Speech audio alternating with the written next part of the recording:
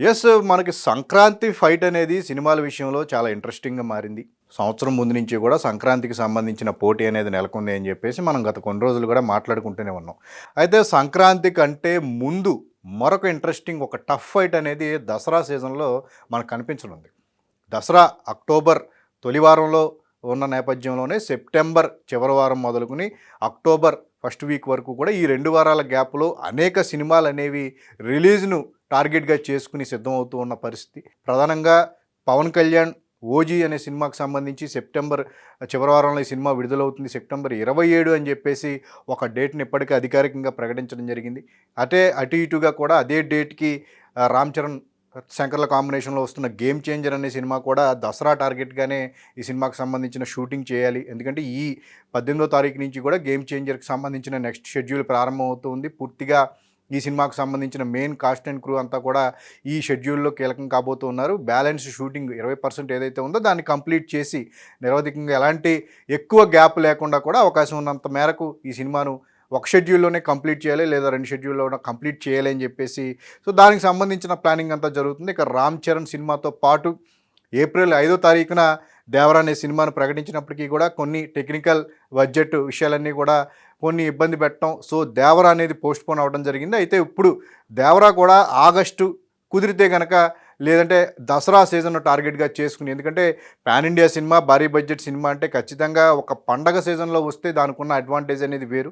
So ఇప్పుడు దసరా టార్గెట్‌గా కూడా 'దేవరా' అనే సినిమాను ఆ సీజన్‌ను టార్గెట్‌గా చేసుకుని వస్తూ ఉన్నారు. ఇప్పటికే పవన్ కళ్యాణ్, రామ్ చరణ్, ఎన్టీఆర్ లాంటి హీరోలకు తోడు 'ఎన్‌బీకే 109' సినిమాకి సంబంధించి కూడా శరవేగంగా ఇప్పుడు షూటింగ్ జరుగుతుంది. నిజానికి సమ్మర్‌లోనే ఈ సినిమాను తీసుకురావాలన్నప్పటికీ కూడా మేకింగ్ పరంగా కూడా అతి భారీ బడ్జెట్, బాలయ్య కెరీర్‌లోనే భారీ బడ్జెట్, పైగా కాస్టింగ్ పరంగా కూడా రకరకాల భాషలకు సంబంధించిన ఆర్టిస్టులు అందరూ ఇందులో నటిస్తూ ఉన్నారు. వాళ్ళకి సంబంధించిన డేట్స్ అడ్జస్ట్‌మెంట్ అదంతా కూడా చూసుకుని వీలైతే కనుక సమ్మర్, లేదంటే కనుక ఈ సినిమాను కూడా దసరా టార్గెట్‌గా రిలీజ్ చేయాలి అనే కోణంలో కూడా ఆలోచిస్తున్న పరిస్థితి. ఇలా స్టార్ హీరోలందరూ కూడా ఫెస్టివల్ సీజన్ను బేస్ చేసుకుని తమ సినిమాలు రిలీజ్ చేసుకుంటే అది కమర్షియల్గా వర్కౌట్ అవుతుందనే కోణంలో కూడా ఆలోచిస్తున్న పరిస్థితి ఇప్పుడు ఎక్కువగా పెరిగిందని చెప్పుకోవచ్చు.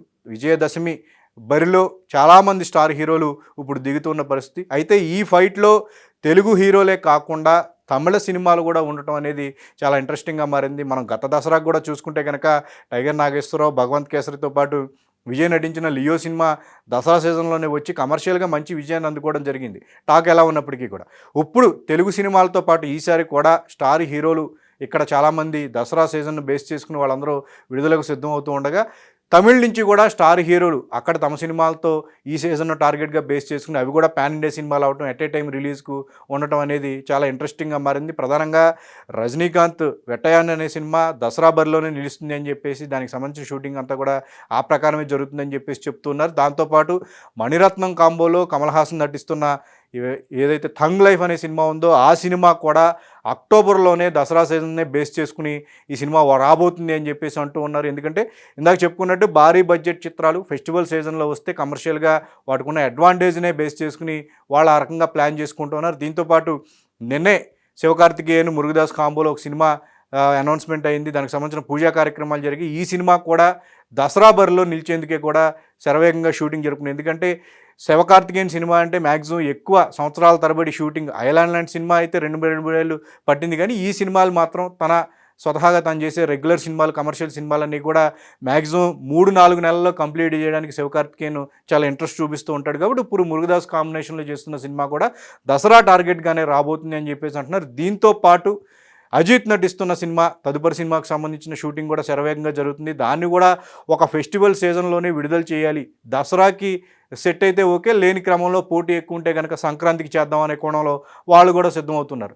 సో ఇప్పుడు స్టార్ హీరోల సినిమాలు, అది కూడా పాన్ ఇండియా రేంజ్ సినిమాలు, భారీ బడ్జెట్ సినిమాలన్నీ కూడా ఫెస్టివల్ని బేస్ చేసుకుని వాటికి ఉండే అడ్వాంటేజ్లన్నింటిలో కూడా కలగలుపుకుని చేస్తున్న పరిస్థితి. ఇప్పుడు సంక్రాంతి ఎంత ఇంట్రెస్టింగ్గా మారిందో దాన్ని మించిన పోటీ అనేది ఈసారి 2024 దసరా టైంలో మనకు కనిపించనుంది. తమిళ హీరోలకు పోటీగా తెలుగు హీరోలు కూడా, తెలుగు హీరోలకు పోటీగా తమిళ హీరోలు అనాలి.